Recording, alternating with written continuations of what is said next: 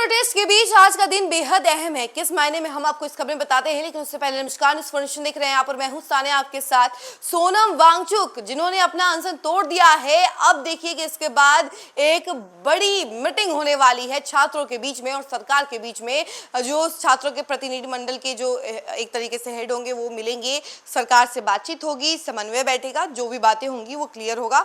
तो फाइनली ये वार्ता जो है होने वाली है, यानी सरकार और छात्रों के बीच में ये मीटिंग होने वाली है। आपको तो याद ही होगा कि 20 जुलाई के दिन से ही काफी ज्यादा ये प्रोटेस्ट बढ़ते जा रहा है। 20 जुलाई के दिन पुलिस वालों के द्वारा पहले छात्रों के ऊपर लाठीचार्ज किया जाता है, आंसू गैस छोड़े जाते हैं, कई सारे छात्र इसमें घायल हो जाते हैं, एक की जान जाने की भी खबरें सामने आ रही कथित तौर पर। तो इसके बारे में तो अभी तक पुष्टि नहीं की गई है, लेकिन हाँ ये मामला जो है अभी काफी ज्यादा संवेदनशील था और काफी ज्यादा इसको लेकर के हंगामा भी हो रहा था और दिल्ली प्रोटेस्ट का जो मुद्दा है वो लगातार बढ़ते जा रहा था और छात्रों के द्वारा जो है ये मांग किया जा रहा था कि धर्मेंद्र प्रधान जो कि शिक्षा मंत्री हैं वो इस्तीफा दे। और इसके अलावा ये भी कहा जा रहा था कि अगर शिक्षा मंत्री इस्तीफा नहीं देते हैं तो नरेंद्र मोदी की इस्तीफे की मांग की जाएगी, यानी कि पीएम के इस्तीफे की मांग की जाएगी। ये तमाम बातें जो है स्टूडेंट्स के द्वारा कही जा रही थी और स्टूडेंट्स के द्वारा खूब हंगामा किया जा रहा था। और यहाँ तक कि अगर बात की जाए दिल्ली प्रोटेस्ट के बाद जहाँ जहाँ प्रोटेस्ट हुआ है वहाँ की तस्वीरें हमने आपको दिखाई थी कि कैसे जोरदार प्रदर्शन हुआ,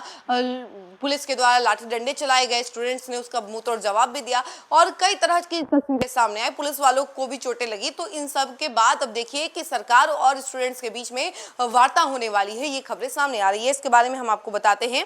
तो दिल्ली के कॉन्स्टिट्यूशन क्लब ऑफ इंडिया में छात्रों के प्रतिनिधि मंडल और सरकार के बीच वार्ता होने वाली है। आखिरकार इस वार्ता में कई सारी बातें सामने आ जाएंगी और कई सारी चीजें क्लियर भी हो सकती हैं। हो सकता है कि ये प्रोटेस्ट थम जाए, लेकिन हाँ अभी दूसरी तरफ ये आपको बता दें कि सोनम वांगचुक ने अपना अनशन तोड़ दिया है।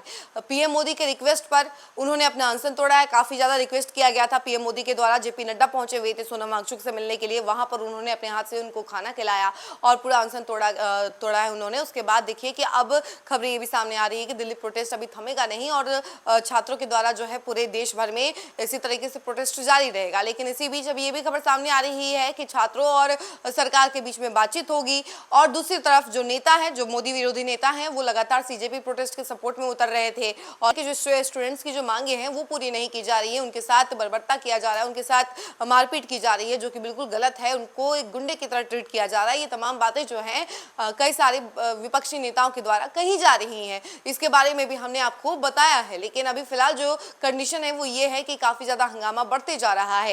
एक तरफ है छात्रों के द्वारा प्रोटेस्ट और दूसरी तरफ है बीजेपी वर्सेस कांग्रेस की लड़ाई, ये भी काफी ज्यादा इंपॉर्टेंट नजर आ रही है। आपको बता दें कि बीजेपी वर्सेस कांग्रेस की लड़ाई भी लगातार बढ़ते जा रही है।